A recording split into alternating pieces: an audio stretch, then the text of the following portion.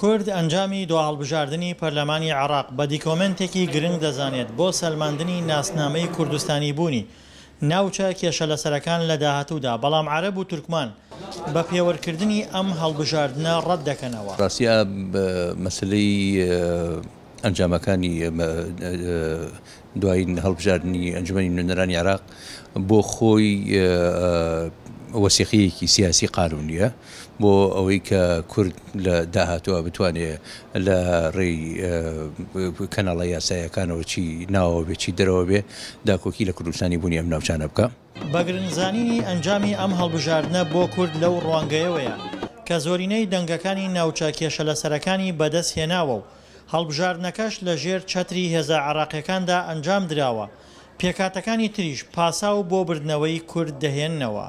فایدەی نییە چونیسە عالەمی تر باوەری نەما بۆ یعنی نە بۆ معادلەکە نە بۆ ڕقەمەکە نە بۆ عەدەدەکە، یعنی ئەم 4 ساڵە ئەتوانم بڕێن 4 ساڵێکە ملت دوورە لە ئەم پەرلەمانی کە بەعزی ئەڵێ 15% مشارەکە بوو، بەعزی ئەڵێ 30% یعنی ئەم دەورەیەکە عەجیبە، دەورەی دەسەڵاتی عێراقی تیان نەبوو ڕاستی پێت بڵێم.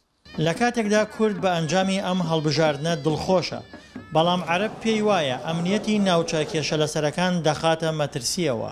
أولا هذه النتائج سەرەتا ئەم ئەنجامانە بە شێوەیەکی ئاسایی کارەکەتە سەر بارودۆخی ئاسایش و کاریگەری خراپیشی لێ دەکەوێتەوە، لەبەر ئەوەی خەڵک متمانەی نەماوە بە کەشە سیاسیەکان، هەروەها وونبوونی دەنگەکان و ئەو ساختەکاریانەی کراون. ئەم هەڵبژاردنە کاریگەری دەخاتە سەر هەڵبژاردننی ئایندەی ئەنجومەنی شارەکانیش. ناوچە کێشە لەسەرەکان کە هەرێم و بەغدا ململانەیانە لەسەری و لە دەستوری عێراقدا چەند هەنگاوێک بۆ یەکلاییکردنەوەی چارەنووسیان دانراوە، بەڵام تا ئێستا هەنگاوی پێویست بۆ جێبەجێکردنی ئەم مادە دەستوریە نەنراوە. دڵشاد ئەنوەر، دەنگی ئەمریکا، پارێزگای کەرکووک.